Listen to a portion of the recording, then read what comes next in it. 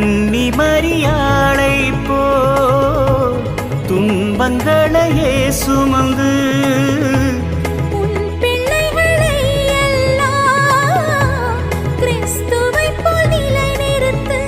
விவாகம் துறந்து ஆசை தீர்த்து கொண்டு பிள்ளைகள் பெற மறுக்கும் கர்ப்பம் ஏனது?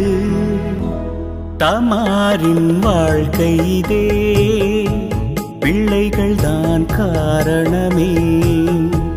தமாரின் வாழ்க்கை இதே, பெண்ணினத்தின் வழிகாட்டியே.